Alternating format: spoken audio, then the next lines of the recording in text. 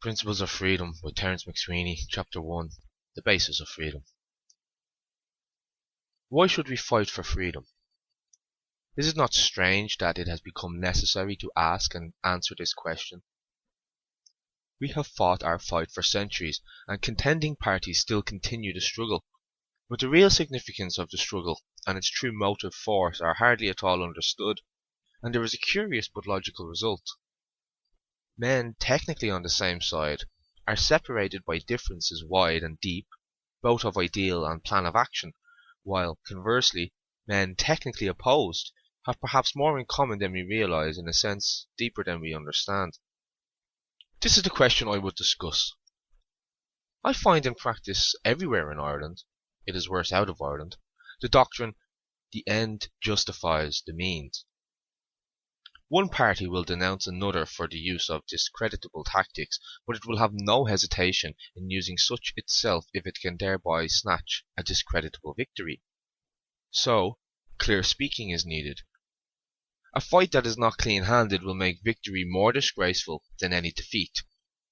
I make the point here because we stand for separation from the British Empire, and because I have heard it argued that we ought, if we could, make a foreign alliance to crush English power here, even if our foreign allies were engaged in crushing freedom elsewhere.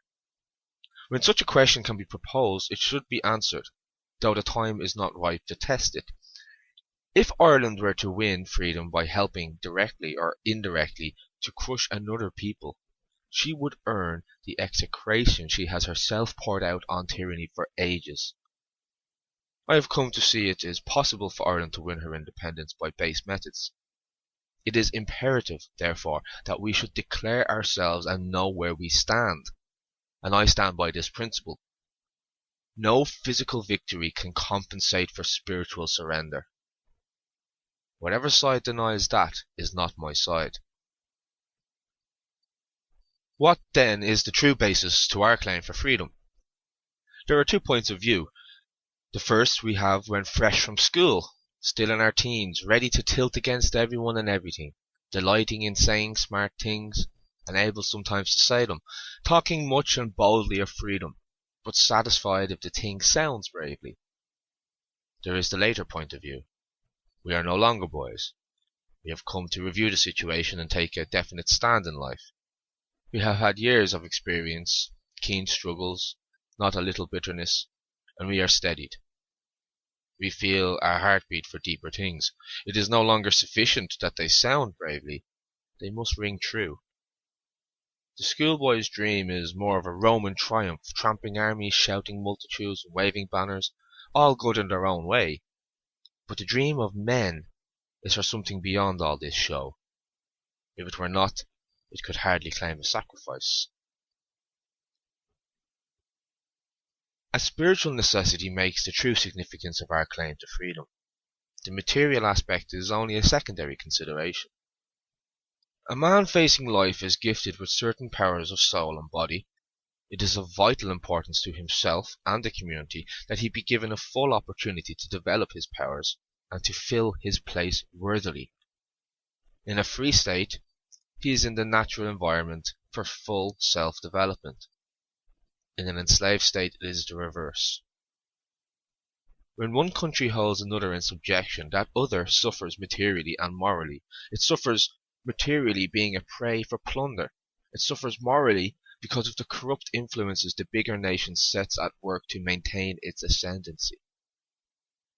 Because of this moral corruption, national subjection should be resisted. As a state fostering vice, and as in the case of vice, when we understand it, we have no option but to fight. With it we can make no terms. It is the duty of the rightful power to develop the best in its subjects. It is the practice of the usurping power to develop the basest. Our history affords many examples. When our rulers visit Ireland, they bestow favours and titles on the supporters of their regime. But it is always seen that the greatest favours and highest titles are not for the honest adherent of their power, but for him who has betrayed the national cause that he entered public life to support. Observe the men who might be respected and passed over for him who ought to be despised. In the corrupt politician there was surely a better nature. A free state would have encouraged and developed it.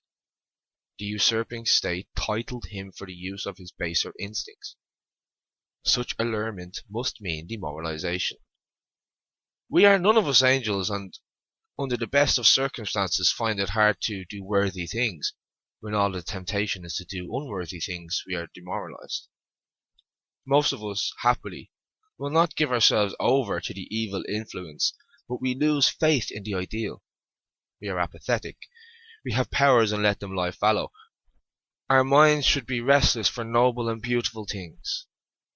They are hopeless in a land everywhere confined and wasted. In the destruction of spirit entailed lies the deeper significance of our claim to freedom. It is a spiritual appeal, then, that primarily moves us.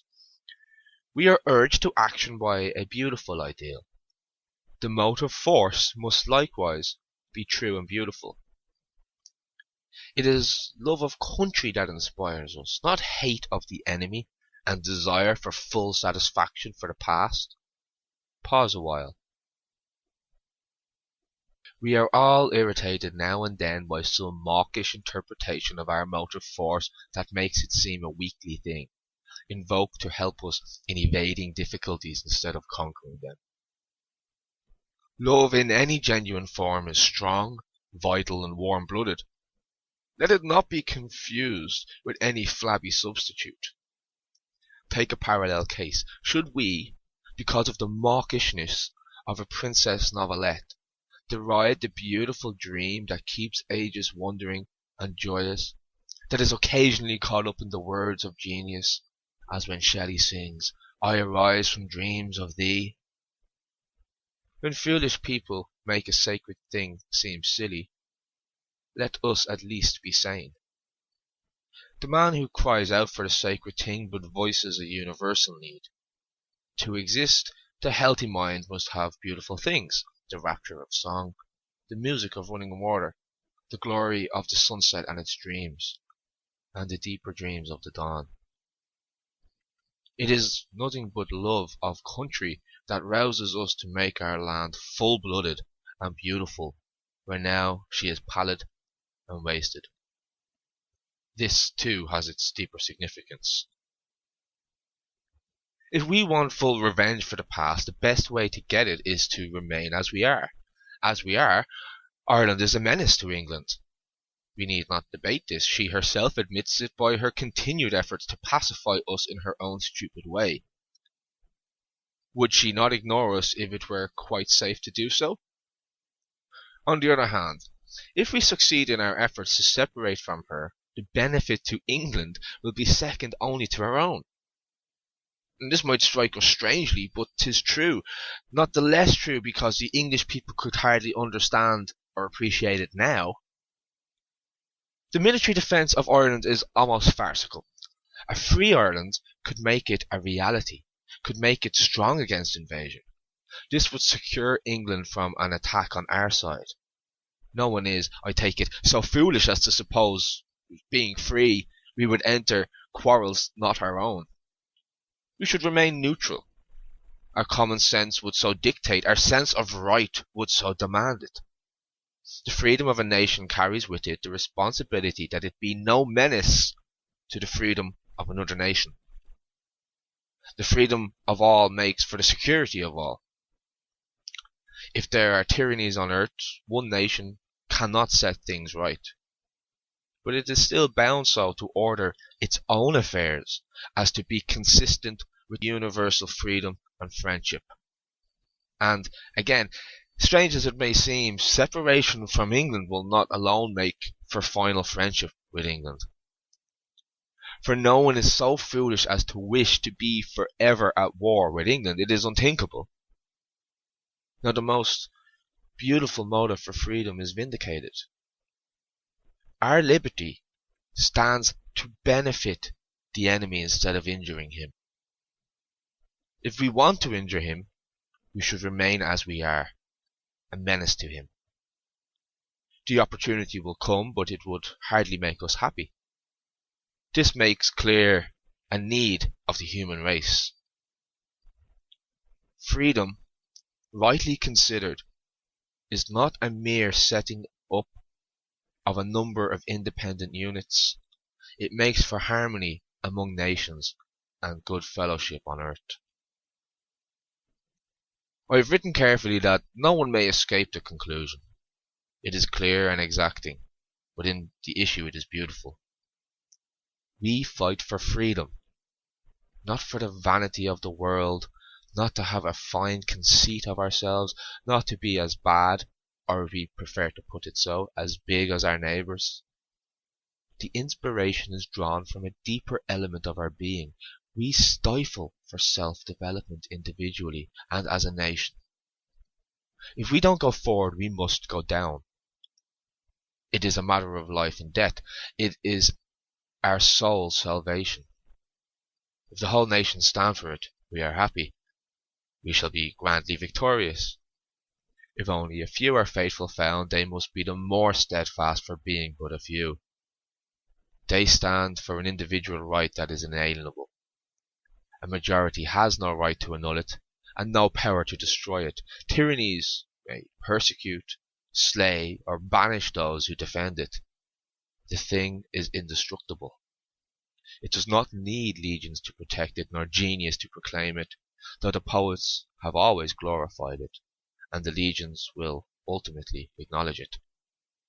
One man alone may vindicate it, and because that one man has never failed, it has never died.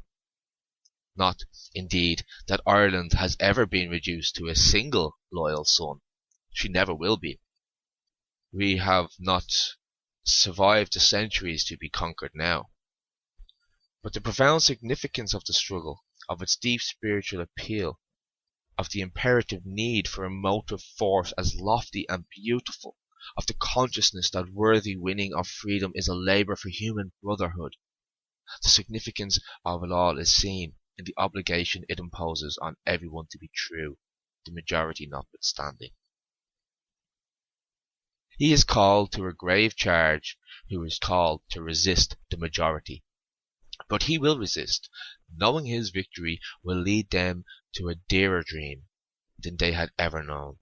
He will fight for that ideal in obscurity, little heeded in the open, misunderstood, in humble places still undaunted, in high places seizing every vantage point, never crushed, never silent, never despairing, cheering a few comrades with hope for the morrow. And should these few sink in the struggle, the greatness of the ideal is proven in the last hour.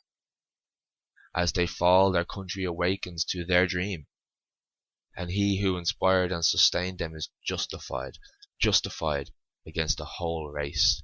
He who once stood alone against them, in the hour he falls, he is the saviour of his race. Chapter 2. Separation. When we plead for separation from the British Empire as the only basis on which our country can have full development, and on which we can have final peace with England, we find in opponents a variety of attitudes, but one attitude invariably absent, a readiness to discuss the question fairly and refute it, if this can be done. One man will take it superficially and heatedly, assuming it to be, according to his party, a censure on Mr. Redmond or Mr. O'Brien. Another will take it superficially, but, as he thinks, philosophically, and will dismiss it with a smile.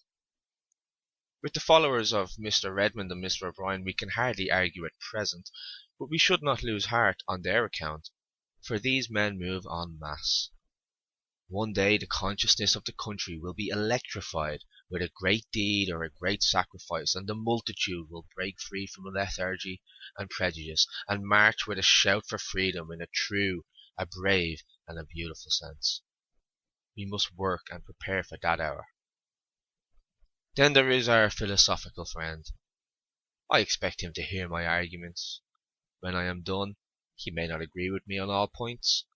He may not agree with me on any point. But if he come with me, I promise him one thing. This question can no longer be dismissed with a smile. Our friend's attitude is explained in part by our never having attempted to show that a separatist policy is great and wise. We have held it as a right, have fought for it, have made sacrifices for it, and vowed to have it at any cost, but we have not found for it a definite place in a philosophy of life. Superficial though he be, our friend has indicated a need. We must take the question philosophically, but in the great and true sense. It is a truism of philosophy and science that the world is a harmonious whole, and that with the increase of knowledge, laws can be discovered to explain the order and the unity of the universe.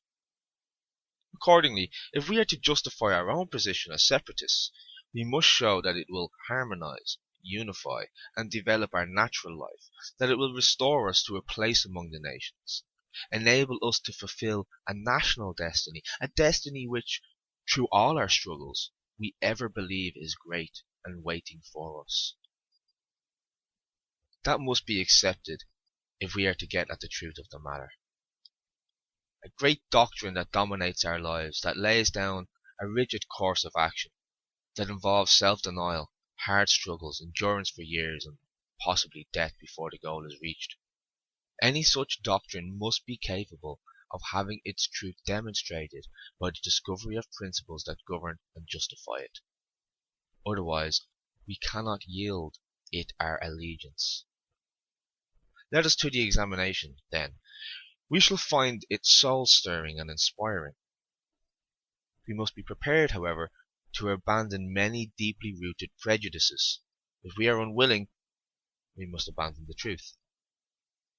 But we will find courage in moving forward, and will triumph in the end, by keeping in mind at all times that the end of freedom is to realize the salvation and happiness of all peoples, to make the world, and not any selfish corner of it, a more beautiful dwelling place for men. Treated in this light, the question becomes for all earnest men great and arresting. Our friend, who may have smiled, will discuss it readily now. Yet he may not be convinced. He may point his finger over the wasted land and contrast its weakness with its opponent's strength and conclude, "Your philosophy is beautiful, but only a dream." He is at least impressed. That is a point gained, and we may induce him to come further and further till he adopts the great principle we defend. His difficulty now is the common error that a man's work for his country should be based on the assumption that it should bear full effect in his own time. This is most certainly false, for a man's life is counted by years, a nation's by centuries, and his work for the nation should be directed to bringing her to full maturity in the coming time. A man must be prepared to labour for an end that may be realised only in another generation. Consider how he disposes his plans for his individual life. His boyhood and youth are directed that his manhood and prime may be the golden age of life, full-blooded and strong-minded, with clear vision and great purpose and high hope, all justified by some definite achievement. A man's prime is great, as his earlier years have been well directed and concentrated. In the early years the ground is prepared and the seed sown for the splendid period of full development. And so it is with the nation. We must prepare the ground and sow the seed for the rich ripeness of maturity. And bearing in mind that the maturity of the nation will come not in one generation but after many generations, we must be prepared to work in the knowledge that we prepare for a future that only other generations will enjoy. It does not mean that we shall work in loneliness, cheered by no vision of the promised land. We may even reach the promised land in our time, though we cannot explore all its great wonders. That will be the delight of ages. But some will never survive to celebrate the great victory that will establish our independence. Yet they shall not go without reward, for to them will come a vision of soul of the future triumph, an exaltation of soul in the consciousness of labouring for that future, an exultation of soul in the knowledge that once its purpose is grasped, no tyranny can destroy it, that the destiny of our country is assured, and her dominion will endure forever. Let any argument be raised against one such pioneer. He knows this in his heart, and it makes him indomitable, and it is he who is proven to be wise in the end. He judges the past clearly, and through the crust of things he discerns the truth in his own time, and puts his work in true relation to the great experience of life, and he is justified. For ultimately his work opens out, matures, and bears fruit 100-fold. It may not be in a day, but when his hand falls dead, his glory becomes quickly manifest. He has lived a beautiful life, and has left a beautiful field. He has sacrificed the hour to give service for all time. He has entered the company of the great, and with them he will be remembered forever. He is the practical man in the true sense. But there is the other self-styled practical man who thinks all this proceeding foolish, and cries out for the expedient of the hour. Has he ever realized the promise of his proposals? No. He is the most inefficient person who has ever walked the earth. But for a saving consideration, let him go contemplate the wasted efforts of the opportunist in every generation, and the broken projects scattered through the desert places of history. Still one will look out on the grim things of the hour, and hypnotized by the hour will cry, "See the strength of the British Empire, see our wasted state, your hope is in vain." Let him consider this clear truth: peoples endure, empires perish. Where are now the empires of antiquity? And the empires of today have the seed of disillusion in them. But the peoples that saw the old empires rise and hold sway are represented now in their posterity. The tyrannies they knew are dead and done with. The people endured, the empires perished. And the nations of the earth of this day will survive in posterity when the empires that now contend for mastery are gathered into the dust with all dead and bad things. We shall endure, and the measure of our fate will be the measure of our achievement and of the greatness of our future place.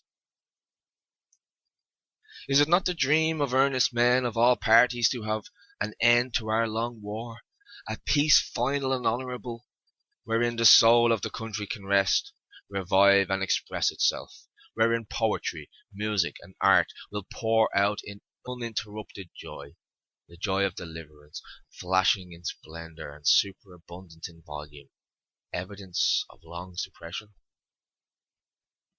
This is the dream of us all. But who can hope for this final peace while any part of our independence is denied? For while we are connected in any shape with the British Empire, the connection implies some dependence. This cannot be gainsaid. And who is so foolish as to expect that there will be no collision with the British Parliament while there is this connection implying dependence on the British Empire? If such a one exists, he goes against all experience and all history. On either side of the connection will be two interests, the English interest and the Irish interest, and they will be always at variance. Consider how parties within a single state are at variance, conservatives and radicals in any country in Europe. The proposals of one are always insidious, dangerous, or reactionary, as the case may be, in the eyes of the other, and in no case will the parties agree. They will at times even charge each other with treachery. There is never peace. It is the rule of party war. Who then can hope for peace where into the strife is imported a race difference, where the division is not of party but of people? That is in truth the vain hope. And be it borne in mind, the race difference is not due to our predominating Gaelic stock, but to the separate countries and to distinct households in the human race. If we were all of English extraction, the difference would still exist. There is the historic case of the American states. It is easy to understand. When a man's children come of age, they set up establishments for themselves and live independently. They are always bound by affection to the parent home. But if the father try to interfere in the house of the son and govern it in any detail, there will be strife. It is hardly necessary to labour this point. If all the people in this country were of English extraction, and England were to claim on that account that there should be a connection with her, and that it should dominate the people here, there would be strife, and it could have but one end: separation. We would, of whatever extraction, have lived in natural neighbourliness with England, but she chose to trap and harass us, and it will take long generations of goodwill to wipe out some memories. Again and yet again let there be no confusion of thought as to the final peace. It will never come while there is any formal link of dependence. The spirit of our manhood will always flame up to resent and resist that link. Separation and equality may restore ties of friendship. Nothing else can, for individual development and general goodwill is the lesson of human life. We can be good neighbours, but most dangerous enemies, and in the coming time our hereditary foe cannot afford to have us on her flank. The present is promising, the future is developing for us. We shall reach the goal. Let us see to it that we shall be found worthy. That we be found worthy, let this be borne in mind, for it is true that here only is our great danger. If with our freedom to win, our country to open up, our future to develop, we learn no lessons from the mistakes of nations, and live no better life than the great powers, we shall have missed a golden opportunity, and shall be one of the failures of history. So far, on superficial judgment, we have been accounted a failure, though the simple maintenance of our fight for centuries has been in itself a splendid triumph. But then only would we have failed in the great sense, when we had got our field and wasted it, as the nations around us waste theirs today. We led Europe once. Let us lead it again with a beautiful realization of freedom. And let us beware of the delusion that is abroad, that we seek nothing more than to be free of restraint, as England, France, and Germany are today. Let us beware of the delusion that if we can scramble through anyhow to freedom, we can then begin to live worthily, but that in the interval we cannot be too particular. That is the grim shadow that darkens our path, that falls between us and a beautiful human life, and may drive us to that tiger-like existence that makes havoc through the world today. Let us beware. I do not say we must settle now all disputes, such as capital, labour, and others, but that everyone should realise a duty to be high-minded and honourable in action, to regard his fellow not as a man to be circumvented, but as a brother to be sympathised with and uplifted. Neither kingdom, republic, nor commune can regenerate us. It is in the beautiful mind, and a great ideal we shall find the charter of our freedom, and this is the philosophy that it is most essential to preach. We must not ignore it now, for how we work today will decide how we shall live tomorrow, and if we are not scrupulous in our struggle, we shall not be pure in our future state. I know there are many who are not indifferent to high-minded action, but who live in dread of an exacting code of life, fearing it will harass our movements and make success impossible. Let us correct this mistake with the reflection that the time is shaping for us. The power of our country is strengthening, the grip of the enemy is slackening. Every extension of local government is a step nearer to independent government. The people are not satisfied with an instalment. Their capacity for further power is developed, and they are equipped with weapons to win it. Even in our time have we made great advance. Let one fact alone make this evident. Less than 20 years ago the Irish language was despised. Today the movement to restore it is strong enough to have it made compulsory in the National University. Can anyone doubt from this sign of the times alone that the hour points to freedom, and we are on the road to victory? That we shall win our freedom I have no doubt. That we shall use it well I am not so certain, for see how sadly misused it is abroad through the world today. That should be our final consideration, and we should make this resolution. our future history shall be more glorious than that of any contemporary state. We shall look for prosperity, no doubt, but let our enthusiasm be for beautiful living. We shall build up our strength, yet not for conquest, but as a pledge of brotherhood and a defence for the weaker ones of the earth. We shall take pride in our institutions, not only as guaranteeing the stability of the state, but as securing the happiness of the citizens. And we shall lead Europe again as we led it of old. We shall rouse the world from a wicked dream of material greed, of tyrannical power, of corrupt and callous politicians, to the wonder of a regenerated spirit, a new and beautiful dream. And we shall establish our state in a true freedom that will endure forever. Chapter 3. Moral Force. One of the great difficulties in discussing any question of importance in Ireland is that words have been twisted from their original and true significance, and if we are to have any effective discussion, we must first make clear the meaning of our terms. Love of country is quoted to tolerate every insidious error of weakness, but if it has any meaning it should make men strong-souled and resolute in every crisis. Men working for the extension of local government toast Ireland a nation, and extol Home Rule as independence. But while there is any restraint on us by a neighbouring power, acknowledged superior, there is dependence to that extent. Straightway those who fight for independence shift their ground and plead for absolute independence, but there is no such thing as qualified independence, and when we abandon the simple name to men of half measures, we prejudice our cause and confuse the issue. Then there is the irreconcilable. How is he regarded in the common cry? Always an impossible, wild, foolish person, and we frequently resent the name and try to explain his reasonableness instead of exulting in his strength. For the true irreconcilable is the simple lover of the truth. Among men fighting for freedom, some start up in their plea for liberty, pointing to the prosperity of England, France, and Germany. And when we debate the means by which they won their power, we find our friends draw no distinction between true freedom and licentious living.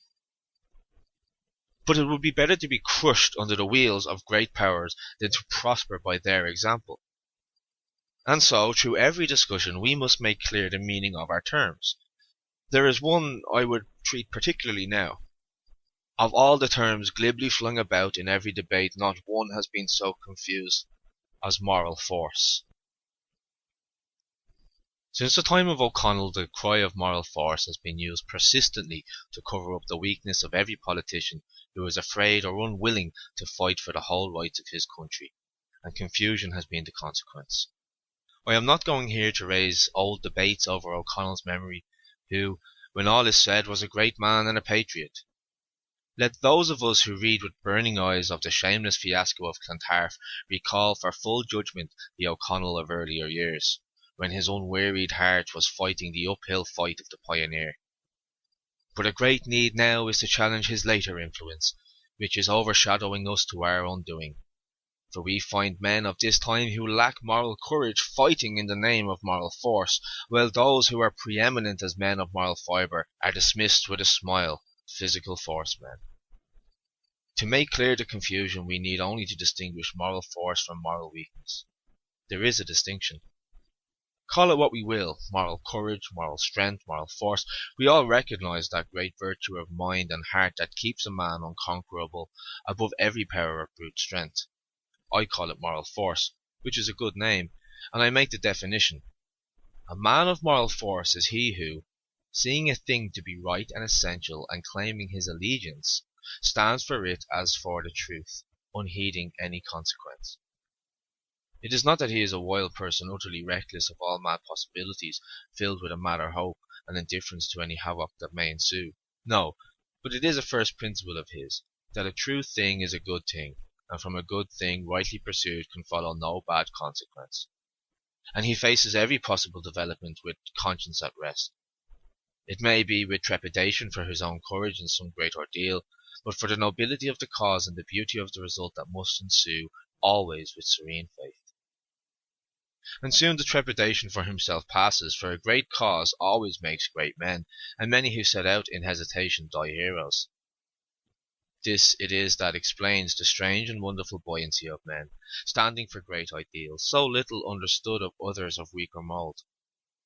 The soldier of freedom knows he is forward into the battle of truth. He knows his victory will make for a world beautiful, that if he must inflict or endure pain, it is for the regeneration of those who suffer, the emancipation of those in chains, the exaltation of those who die, and the security and happiness of generations yet unborn. For the strength that will support a man through every phase of his struggle, a strong and courageous mind is the primary need. In a word, moral force. A man who will be brave only if tramping with a legion will fail in courage if called to stand in the breach alone. And it must be clear to all that till Ireland can again summon her banded armies, there will be abundant need for men who will stand the single test. 'Tis the bravest test, the noblest test, and 'tis the test that offers the surest and greatest victory. For one armed man cannot resist a multitude, nor one army conquer countless legions, but not all the armies of all the empires of earth can crush the spirit of one true man, and that one man will prevail. But so much have we felt the need of resisting every slavish tendency that found refuge under the name of moral force, that those of us who would vindicate our manhood cried wildly out again for the physical test, and we cried it long and repeatedly, the more we smarted under the meanness of retrograde times. But the time is again inspiring, and the air must now be cleared. We have set up for the final test of the man of unconquerable spirit, that test which is the first and last argument of tyranny, recourse to brute strength. We have surrounded with fictitious glory the carnage of the battlefields. We have shouted of wading through our enemy's blood, as if bloody fields were beautiful. We have been contemptuous of peace, as if every war were exhilarating. But war is hell, said a famous general in the field. This, of course, is exaggeration, but there is a grim element of truth in the warning that must be kept in mind at all times.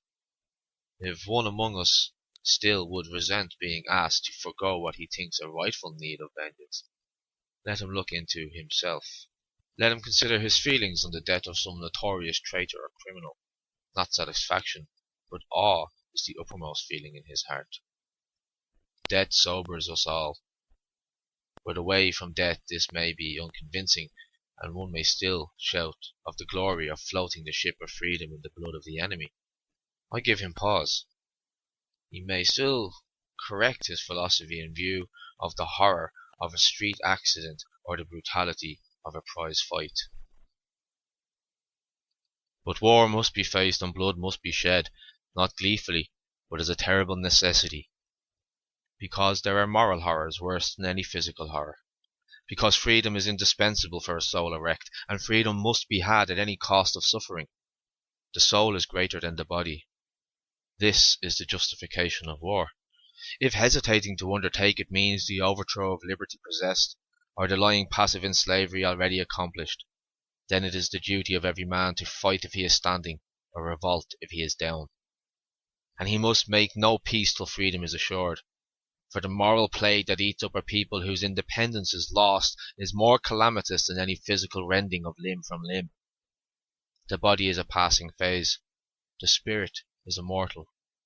And the degradation of that immortal part of man is the great tragedy of life.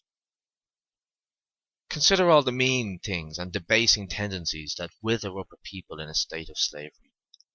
There are the bribes of those in power to maintain their ascendancy, the barter of every principle by time servers, the corruption of public life and the apathy of private life, the hard struggle of those high ideals, the conflict with all the noble practices, the wearing down of patience, and in the end, the quiet abandoning of the flag once bravely flourished. Then the increased numbers of the apathetic, and the general gloom, depression, and despair.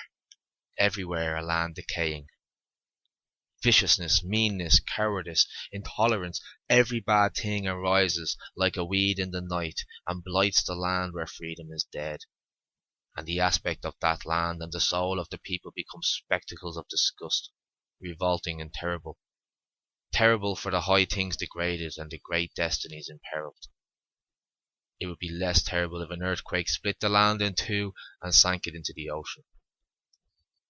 To avert the moral plague of slavery, men fly to arms, notwithstanding the physical consequence, and those who set more count by the physical consequences cannot by that avert them, for the moral disease is followed by physical wreck, if delayed still inevitable. So, physical force is justified, not per se, but as an expression of moral force. Where it is unsupported by the higher principle, it is evil incarnate. The true antithesis is not between moral force and physical force, but between moral force and moral weakness. That is the fundamental distinction being ignored on all sides.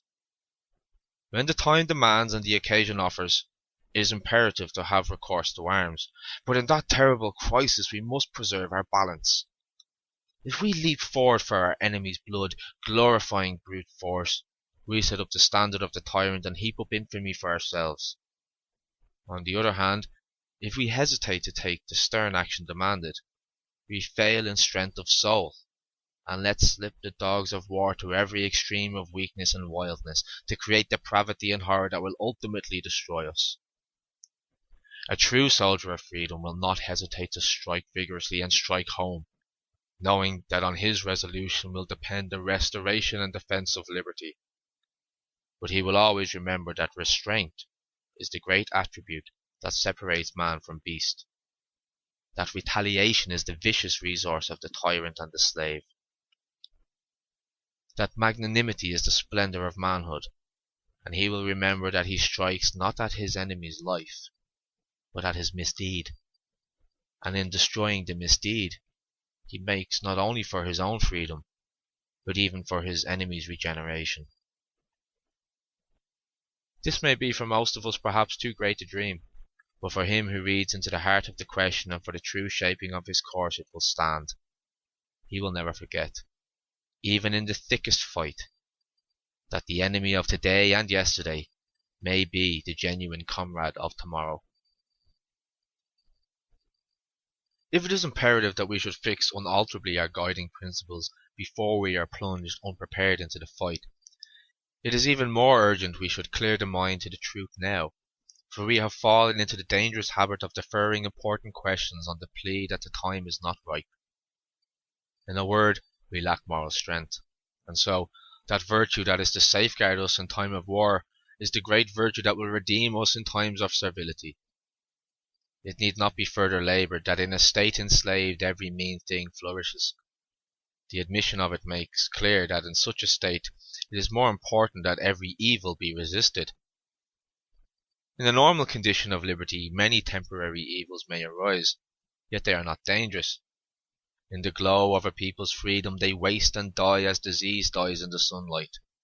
But where independence is suppressed and a people degenerate, a little evil is in an atmosphere to grow, and it grows and expands, and evils multiply and destroy.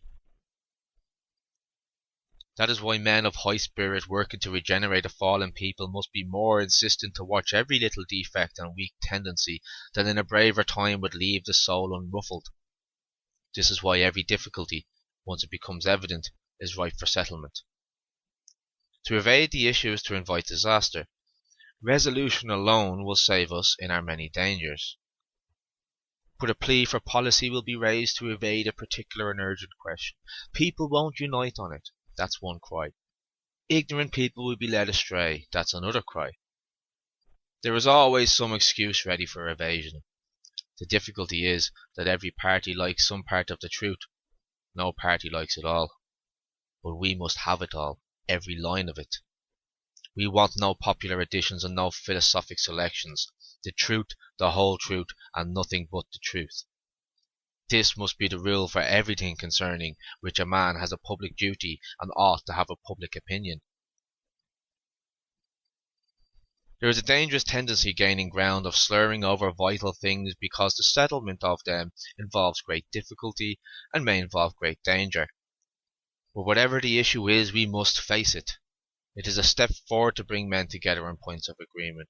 But men come thus together not without a certain amount of suspicion. In a fight for freedom, that latent suspicion would become a mastering fear to seize and destroy us. We must allay it now. We must lead men to discuss points of difference with respect, forbearance, and courage, to find a consistent way of life for all that will inspire confidence in all.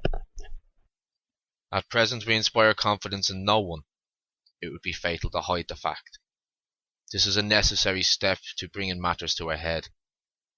We cannot hope to succeed all at once, but we must keep the great aim in view. There will be objections on all sides, from the blasé man of the world, concerned only for his comfort, the mean man of business, concerned only for his profits, the man of policy, always looking for a middle way, a certain type of religious pessimist who always spies danger in every proposal, and many others. We need not consider the comfort of the first, nor the selfishness of the second, but the third and fourth require a word. The man of policy offers me his judgment instead of a clear consideration of the truth. 'Tis he who says, "You and I can discuss certain things privately. We are educated. We understand. Ignorant people can't understand, and you only make mischief in supposing it. It's not wise." To him I reply, "You are afraid to speak the whole truth. I am afraid to hide it. You are filled with the danger to ignorant people of having out everything. I am filled with the danger to you of suppressing anything. I do not propose to you that you can with the whole truth make ignorant people profound, but I say you must have the whole truth out for your own salvation." Here is the danger. We see life within certain limitations, and cannot see the possibly infinite significance of something we would put by. It is of grave importance that we see it rightly, and in the difficulties of the case, our only safe course is to take the evidence life offers without prejudice and without fear, and write it down. When the matter is grave, let it be taken with all the mature deliberation and care its gravity demands, but once the evidence is clearly seen, let us for our own salvation write it down. For any man to set his petty judgment above the need for setting down the truth is madness, and I refuse to do it. There is a religious pessimist to consider. To him I say, I take religion more seriously. I take it not to evade the problems of life, but to solve them. When I tell him to have no fear, this is not my indifference to the issue, but a tribute to the faith that is in me. Let us be careful to do the right thing. Then fear is inconsistent with faith. Nor can I understand the other attitude. 2,000 years after the preaching of the Sermon on the Mount, we are to go about whispering to one another what is wise. To conclude, now and in every phase of the coming struggle, the strong mind is a greater need than the strong hand. We must be passionate, but the mind must guide and govern our passion. In the aberrations of the weak mind decrying resistance, let us not lose our balance and defy brute strength. At a later stage we must consider the ethics of resistance to the civil power. The significance of what is written now will become more apparent then. Let the cultivation of a brave, high spirit be our great task. It will make of each man's soul an unassailable fortress. Armies may fail, but it resists forever. The body it informs may be crushed, the spirit in passing breathes on other souls, and other hearts are fired to action, and the fight goes on to victory. To the man whose mind is true and resolute, ultimate victory is assured. No sophistry can sap his resistance, no weakness can tempt him to savage reprisals. He will neither abandon his heritage nor poison his nature, and in every crisis he is steadfast, in every issue justified. Rejoice, then, good comrades. Our souls are still our own. Through the coldness and depression of the time there has lighted a flash of the old fire. The old enthusiasm, warm and passionate, is again stirring us. We are forward to uphold our country's right, to fight for her liberty, and to justify our own generation. We shall conquer. Let the enemy count his dreadnoughts and number off his legions. Where are now the legions of Rome and Carthage? And the spirit of freedom they challenged is alive and animating the young nations of today. Hold we our heads high, then, and we shall bear our flag bravely through every fight.